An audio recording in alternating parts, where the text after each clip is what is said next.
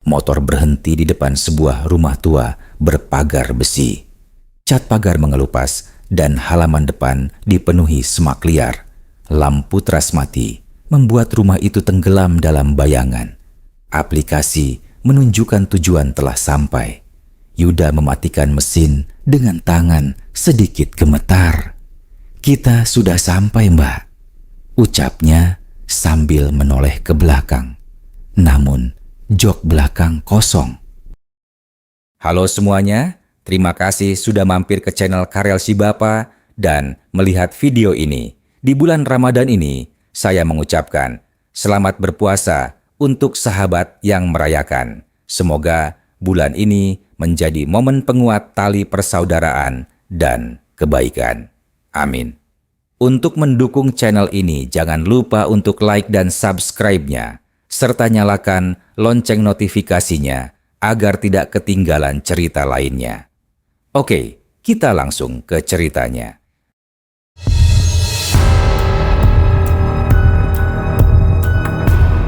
Yuda adalah pengemudi ojek online berusia 32 tahun yang telah menghabiskan hampir separuh hidup dewasanya di jalanan kota.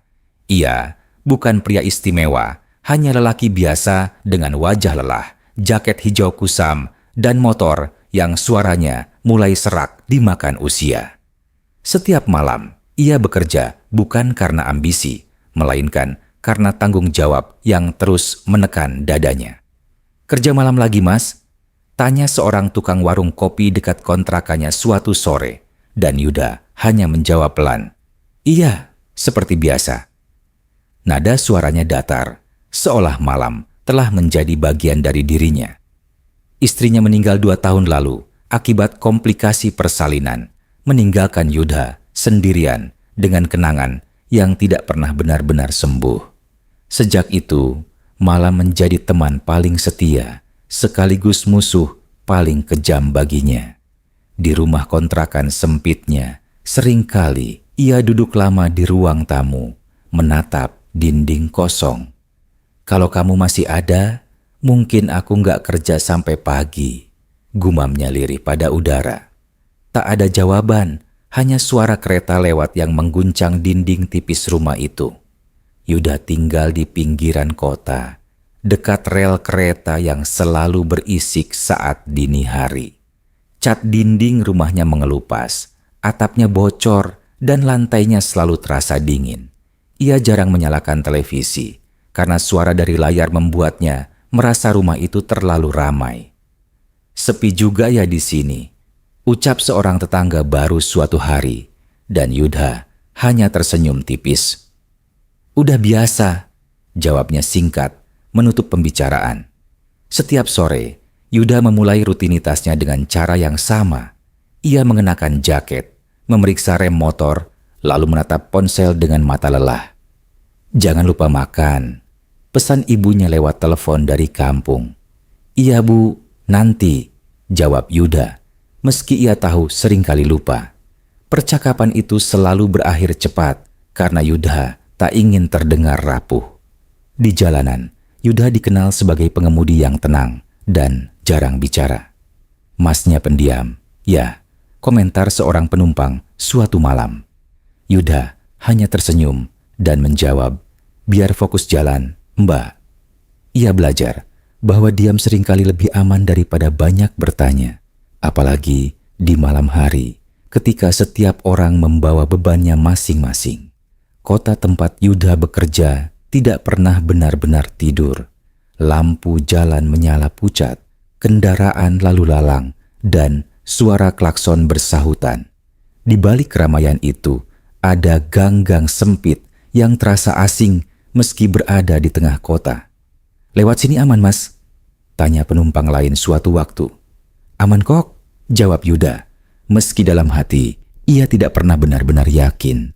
Malam ketika pesanan aneh itu datang, dimulai seperti malam-malam lainnya. Langit mendung, udara lembab, dan jalanan terasa lebih lengang. Yuda berhenti di pinggir jalan, menuang kopi dari termos kecil. "Semoga rame malam ini," katanya pelan pada dirinya sendiri. Tak lama kemudian, ponselnya bergetar memberi notifikasi. Nama penumpang tertera singkat, alamat penjemputan berada di kawasan lama.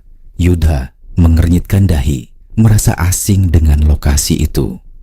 Daerah mana lagi ini? Gumamnya sambil melihat peta.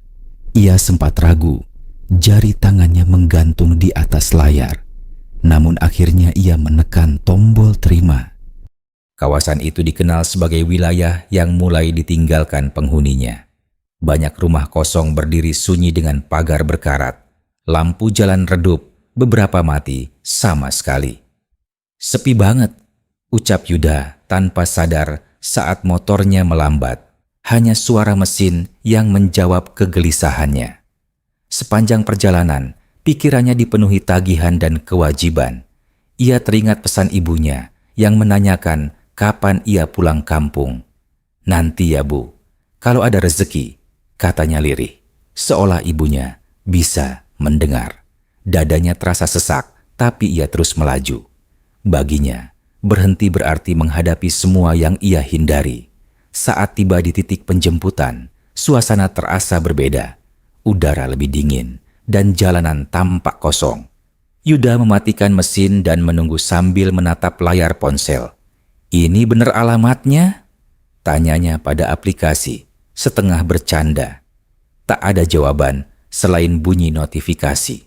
Tak lama kemudian, sosok wanita itu muncul dari balik bayangan. Kerudung putihnya terlihat bersih dan mencolok di tengah lingkungan kumuh. Ia naik ke motor tanpa banyak bicara. Tujuannya sesuai aplikasi ya Mbak? Tanya Yuda sopan. Wanita itu menjawab pelan, iya Mas. Dalam pekerjaannya, Yuda belajar untuk tidak banyak bertanya. Ia menganggap diam sebagai bagian dari profesionalisme. Namun saat motor mulai berjalan, ia merasakan sesuatu yang tidak biasa. Mas, jangan ngebut, ucap wanita itu tiba-tiba. Suaranya terdengar terlalu dekat dengan telinga Yuda. Yuda mengangguk, meski jantungnya berdetak lebih cepat. Iya Mbak, santai aja, jawabnya berusaha tenang. Angin malam berdesir, membawa aroma tanah basah dan sesuatu yang sulit dijelaskan. Ia fokus pada jalan, menoleh ke belakang. Ia belum tahu bahwa malam itu akan mengubah cara pandangnya selamanya. Di grup pengemudi, cerita tentang penumpang aneh sering dianggap lelucon. Paling juga halu karena capek, kata seorang teman di grup. Yuda biasanya setuju dalam diam. Ia tak pernah membayangkan dirinya akan menjadi bahan cerita berikutnya. Dan saat itu, semua terasa masih masuk akal, meski perlahan retak. Angin bertiup lebih kencang saat ia mendekati tujuan. Suasana sekitar semakin sunyi. Tidak ada kendaraan lain. Hanya suara napas Yuda sendiri di balik helm. Ia belum tahu bahwa ketenangan ini hanyalah jeda sebelum teror dimulai. Motor Yuda melaju perlahan menyusuri jalan sempit yang semakin gelap. Lampu jalan mulai jarang, menyisakan cahaya motor sebagai satu-satunya penunjuk arah. Suara mesin terdengar lebih keras karena lingkungan sekitar terlalu sunyi. Yuda merasakan punggungnya dingin, meski jaket tebal menutup tubuhnya. Ia mencoba meyakinkan diri bahwa itu hanya sugesti. Wanita di belakangnya tidak bersuara lagi.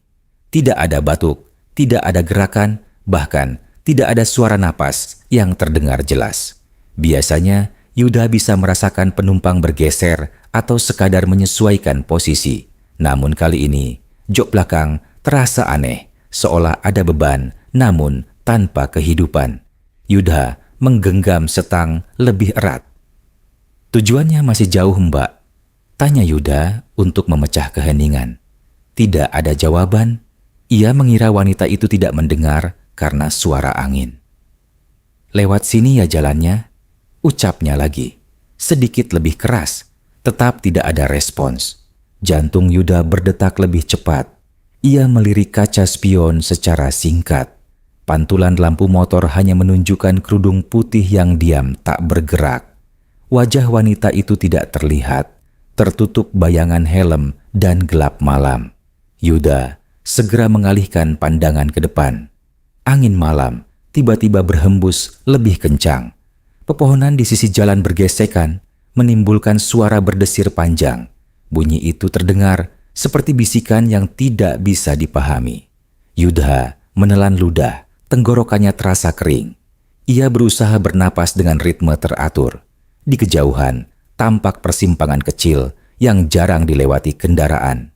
Aplikasi menunjukkan rute yang mengarah ke jalan tersebut. Yuda sempat ragu dan memperlambat laju motor. "Lewat sini, Mas," suara wanita itu tiba-tiba terdengar. Nada suaranya datar, tanpa emosi. Yuda terkejut bukan main. Ia refleks mengerem sedikit sebelum kembali menstabilkan motor. "Iya, Mbak," jawabnya, mencoba terdengar normal. Suara wanita itu terdengar berbeda dari sebelumnya. Lebih pelan, lebih dalam, dan terasa dekat dengan telinganya. Setelah itu, kembali sunyi. Tidak ada percakapan lanjutan. Jalanan semakin menyempit, aspal mulai retak di sana-sini. Rumah-rumah tua berdiri berjajar, sebagian tanpa lampu. Yuda merasa seperti memasuki wilayah yang dilupakan waktu. Bau, lembab, dan anyir samar tercium di udara. Yuda mengernyit, mencoba mengenali bau itu. Bukan bau sampah, bukan pula bau got, lebih mirip daun busuk bercampur tanah basah. Aroma itu membuat perutnya terasa tidak nyaman. "Sebentar lagi sampai," ucap wanita itu pelan. Yuda tidak ingat bertanya, namun suara itu tetap muncul. "Iya," jawab Yuda singkat, meski tengkuknya semakin dingin. Ia merasa percakapan itu tidak wajar, seolah wanita itu tahu apa yang ia pikirkan. Motor berhenti di depan sebuah rumah tua berpagar besi. Cat pagar mengelupas dan halaman depan dipenuhi semak liar. Lampu teras mati membuat rumah itu tenggelam dalam bayangan. Aplikasi menunjukkan tujuan telah sampai. Yuda mematikan mesin dengan tangan sedikit gemetar. "Kita sudah sampai, Mbak," ucapnya sambil menoleh ke belakang. Namun jok belakang kosong. Tidak ada wanita, tidak ada kerudung putih. Hanya udara dingin dan keheningan. Yuda membeku di tempat. Ia turun dari motor dengan langkah ragu. Matanya menyapu sekitar, mencari sosok penumpang itu. Tidak ada gerakan, tidak ada suara langkah menjauh. Rumah itu tampak kosong dan tak berpenghuni. Yuda merasakan keringat dingin mengalir di punggungnya. "Mbak," panggilnya pelan. Suaranya terdengar asing di telinganya sendiri. Tidak ada jawaban, hanya suara angin yang menggerakkan daun kering. Yuda menoleh ke jok belakang. Di sana tergeletak selembar daun kering berwarna kecoklatan. Daun itu terlipat rapi, seolah sengaja diletakkan. Yuda meraih daun itu dengan tangan gemetar. Teksturnya rapuh dan dingin. Dadanya terasa sesak. "Ini apa?" gumamnya. Ia yakin tadi ada orang yang duduk di belakangnya. Ia ingat suara, ingat berat di motor.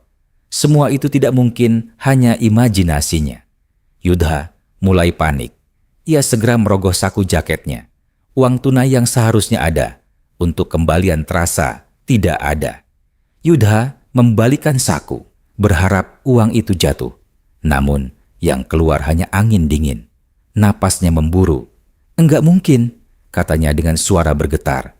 Ia memeriksa saku celana, tas kecil, bahkan jok motor. Tidak ada uang. Padahal ia yakin baru saja menerima bayaran sebelumnya. Kepalanya terasa pening. Tiba-tiba terdengar suara cekikikan pelan. Suara itu datang dari arah halaman rumah. Yuda menoleh cepat, jantungnya hampir meloncat. Di balik semak, tidak ada siapapun. Namun suara itu masih terdengar. Cekikikan itu terdengar semakin dekat. Bukan keras, tetapi jelas, seperti suara perempuan menahan tawa. Yuda mundur satu langkah. Tangannya refleks memegang kunci motor. "Mas," suara itu memanggil lirih. Yuda memejamkan mata sejenak. Ia berharap semua ini hanya mimpi buruk. Namun Ketika ia membuka mata, udara tetap dingin. Suara itu masih ada. Ia menyalakan motor dengan tangan gemetar. Mesin sempat tersendat sebelum akhirnya hidup. Suara cekikikan berubah menjadi tawa pelan yang memanjang. Yuda tidak berani menoleh lagi. Ia langsung tancap gas menjauh dari rumah itu. Sepanjang jalan keluar, perasaannya campur aduk. Takut, bingung, dan marah bercampur jadi satu. Ia mencoba berpikir logis, mencari penjelasan masuk akal, namun tidak ada satupun yang cocok. Kejadian itu terlalu nyata. Saat kembali ke jalan utama, Yuda berhenti sejenak. Ia menepikan motor dan melepas helm. Napasnya tersengal, keringat membasahi wajahnya. "Tenang Yuda, tenang," katanya pada diri sendiri. Namun suaranya terdengar rapuh. Ponselnya berbunyi menandakan perjalanan selesai. Di layar tertulis pembayaran berhasil. Yuda menatap layar itu dengan mata kosong. Ia tahu uang itu tidak akan pernah ia terima. Dan entah mengapa ia merasa ini belum berakhir. Angin malam kembali berhembus. Di sela desiran angin terdengar cekikikan samar. Yuda menoleh ke sekeliling dengan panik. Tidak ada siapa-siapa. Namun rasa diawasi semakin kuat. Ia akhirnya kembali melaju, meninggalkan lokasi itu. Namun, bayangan kerudung putih terus terlintas di pikirannya. Setiap lampu jalan terasa seperti mata yang mengawasi.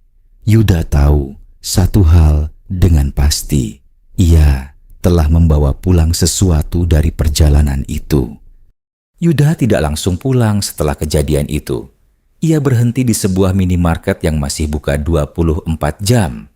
Lampu neon putih terasa menyilaukan matanya yang masih dipenuhi bayangan gelap. Ia duduk di atas motor tanpa mematikan mesin. Dadanya masih naik turun tidak beraturan. "Mas, mau beli apa?" tanya kasir dari balik pintu kaca. Yuda terdiam sejenak sebelum menjawab. "Air putih," katanya pendek. Suaranya serak seperti habis berteriak lama. Kasir mengangguk tanpa curiga. Yuda masuk dengan langkah kaku. Tangannya gemetar saat mengambil botol air dari kulkas. Udara dingin minimarket tidak membuatnya tenang. Justru pikirannya semakin kacau. Ia merasa dunia di sekitarnya bergerak terlalu lambat. Di depan kasir, Yuda kembali merogoh saku. Ia berharap uangnya tiba-tiba muncul. Namun, saku itu tetap kosong. "Mas?" Kasir menatap heran. Yuda tersenyum canggung. "Maaf, saldo aja," katanya sambil menunjukkan ponsel. Kasir memproses pembayaran tanpa banyak bicara. Bunyi notifikasi transaksi terdengar nyaring. Yuda menelan ludah. Ia merasa sedikit lega karena masih bisa membayar. Di luar minimarket, Yuda duduk lama di atas motor. Ia membuka botol air dan meneguknya perlahan. Air itu terasa pahit di lidahnya. Ia menatap pantulan wajahnya di kaca etalase. Wajah itu tampak lebih pucat dari biasanya. "Gua nggak boleh mikir aneh-aneh," gumamnya. Ia mencoba menertawakan dirinya sendiri. "Cuman capek," lanjutnya. Namun kata-kata itu tidak meyakinkan hatinya. Ada sesuatu yang terasa salah. Yuda kembali bekerja malam itu. Ia memaksa dirinya menerima pesanan berikutnya. Ia tidak ingin terlihat lemah. Setiap kilometer, ia lalui dengan kewaspadaan berlebih. Namun tidak ada kejadian aneh hingga menjelang subuh. Saat pulang ke kontrakan, kelelahan menimpa tubuhnya. Ia langsung menjatuhkan diri di kasur tanpa mandi. Lampu kamar dibiarkan menyala. Ia tidak ingin gelap. Tidurnya gelisah dan penuh mimpi buruk. Dalam mimpinya, Yuda kembali mengendarai motor. Jalanan jauh lebih gelap dari sebelumnya. Wanita berkerudung putih duduk di belakangnya. Kali ini wajahnya terlihat jelas. Matanya hitam tanpa cahaya. "Mas, uangnya jangan dipakai," bisik wanita itu. Yuda ingin berteriak, tetapi suaranya tidak keluar. Motor berhenti sendiri di depan rumah tua. Daun-daun jatuh dari langit seperti hujan. Cekikikan memenuhi udara. Yuda terbangun dengan napas tersengal. Kaosnya basah oleh keringat. Jam dinding menunjukkan pukul 10 pagi. Cahaya matahari masuk dari celah jendela. Namun, rasa dingin masih menempel di tubuhnya. "Cuma mimpi," katanya keras. Ia duduk dan memijat wajahnya. Namun bau daun kering tercium samar di kamar. Yuda membeku. Ia mengendus udara dengan panik. Bau itu perlahan menghilang. Yuda menarik napas panjang. Ia memutuskan mandi untuk menenangkan diri. Air dingin mengalir di kepalanya. Namun, bayangan kerudung putih tak mau pergi.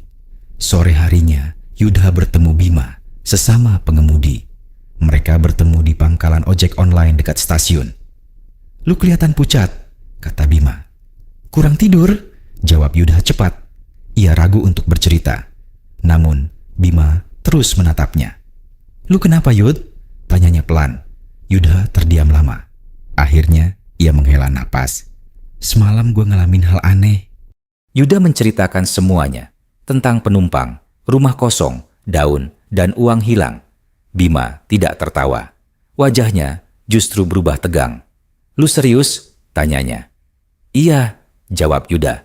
Bima menelan ludah. "Lu tahu nggak cerita penumpang daun?" katanya pelan. Yuda menggeleng. Bima menoleh ke sekitar sebelum melanjutkan.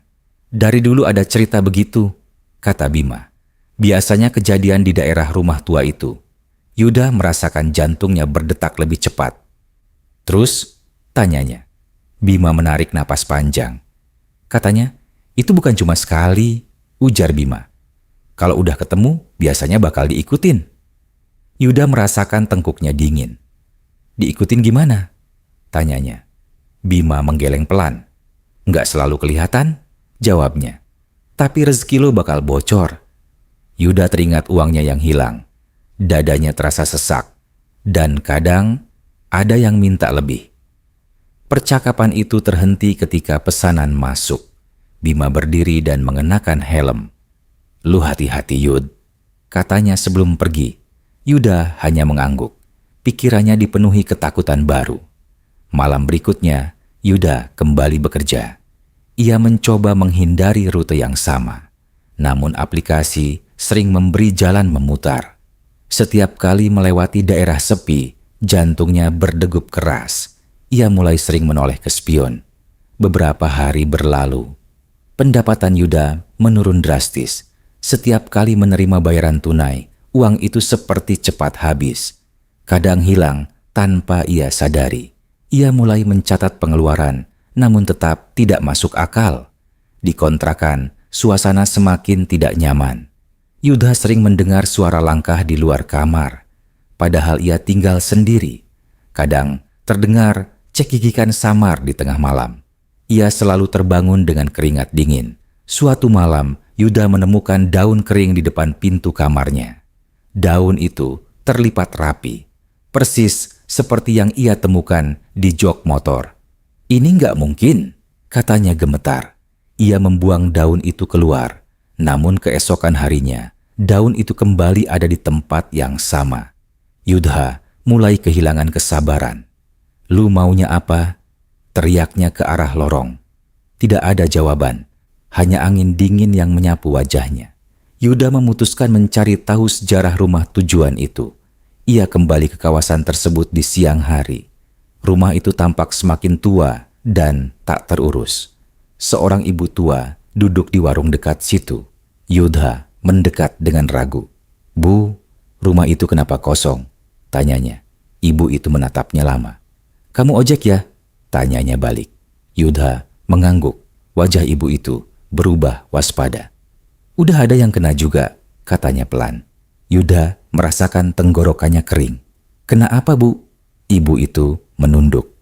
"Penumpang enggak pulang," jawabnya singkat. Yuda ingin bertanya lebih jauh, namun ibu itu berdiri dan masuk ke rumahnya.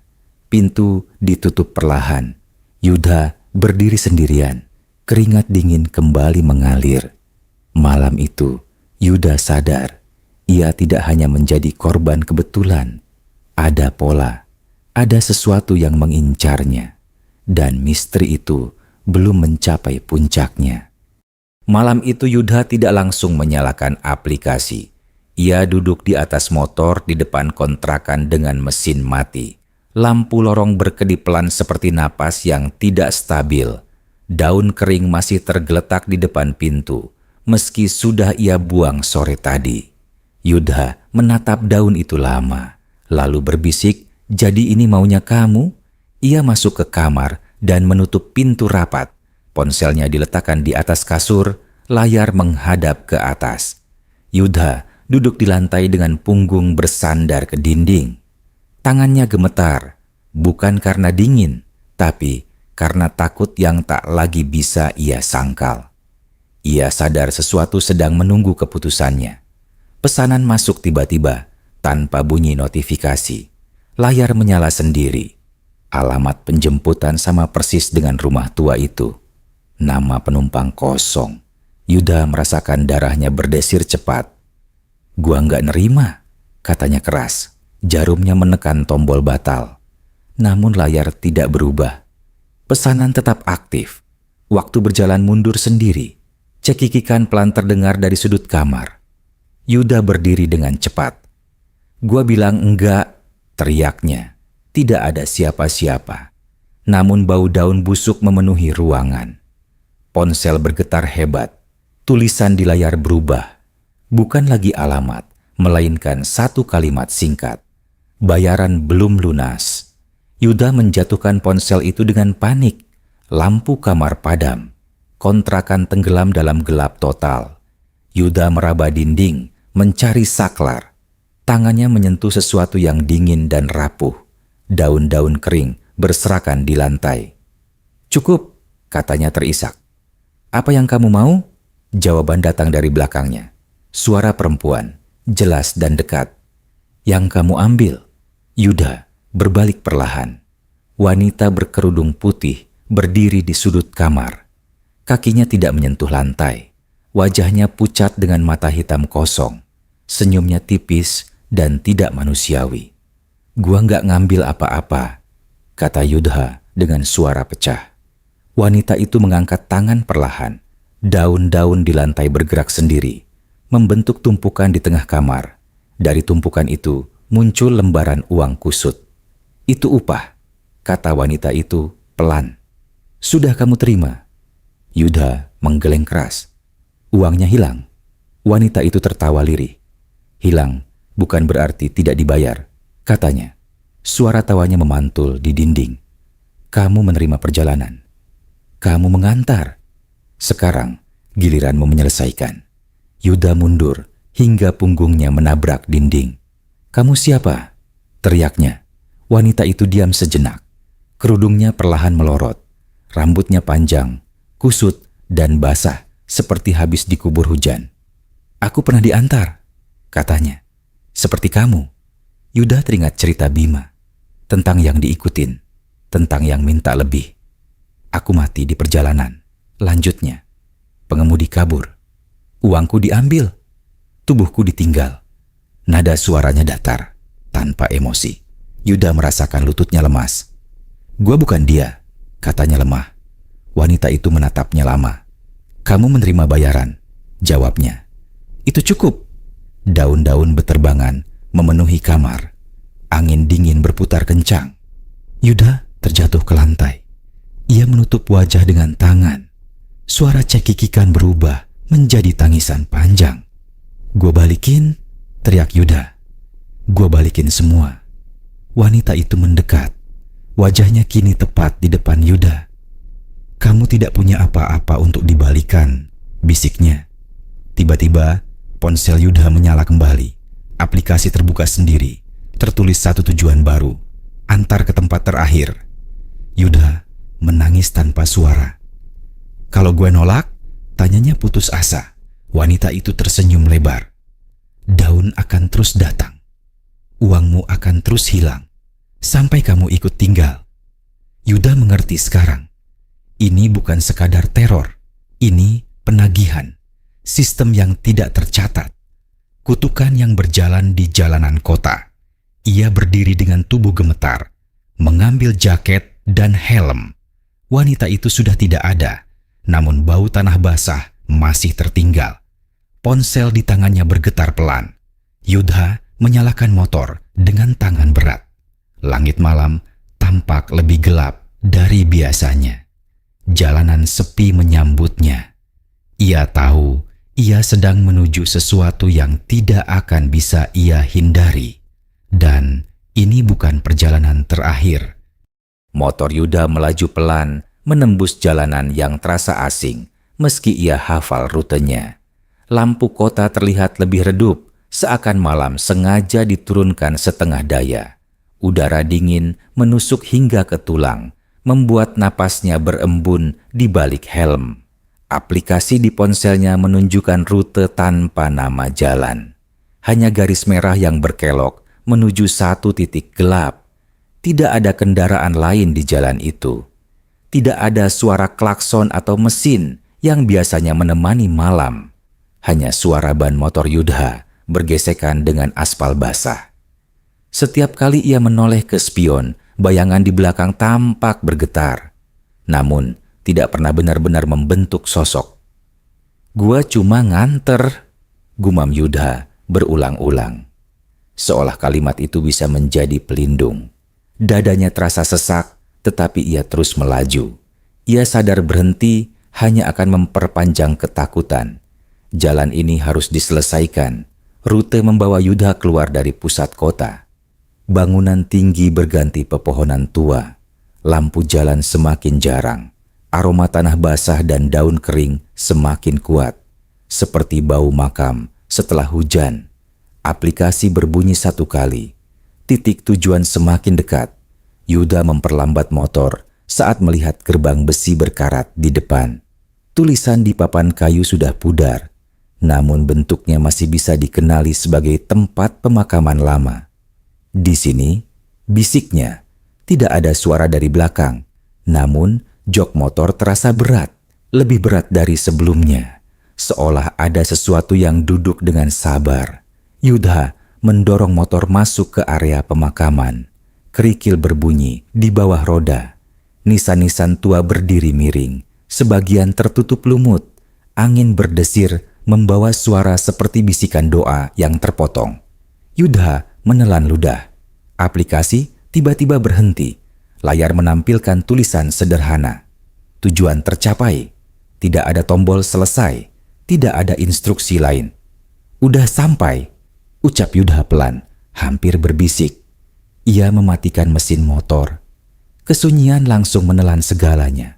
Bahkan suara serangga pun menghilang. Yudha perlahan menoleh ke belakang. Wanita berkerudung putih itu kini duduk di jok belakang.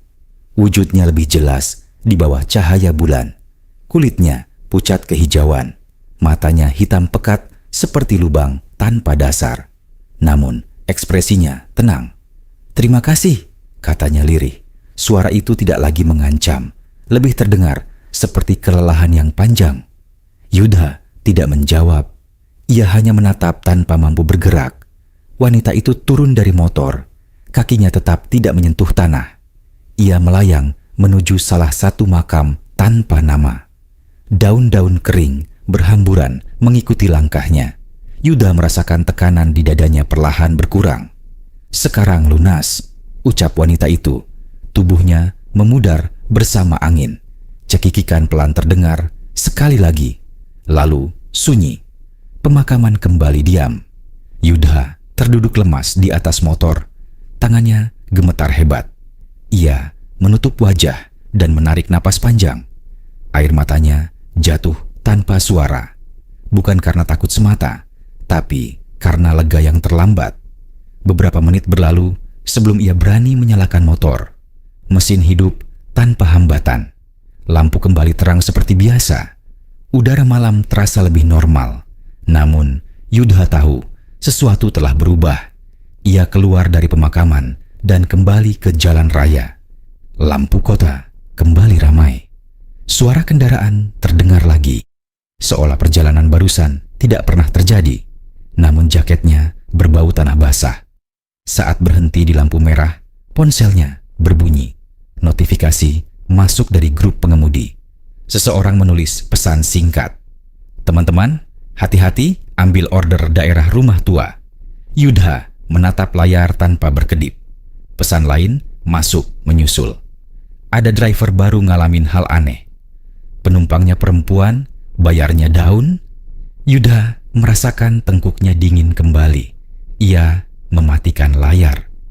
Beberapa hari setelah kejadian itu, hidup Yudha terlihat normal. Pendapatannya kembali stabil. Tidak ada lagi daun di depan pintu. Tidak ada cekikikan di malam hari.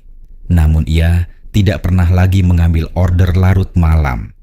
Bima menyadari perubahan itu. "Lu trauma ya?" tanyanya suatu sore. Yudha hanya menjawab singkat, "Ada jalan yang nggak semua orang boleh lewatin." Bima tidak bertanya lagi. Ia melihat ketakutan yang tidak ingin dibangunkan. Meski begitu, Yudha masih sering terbangun dini hari.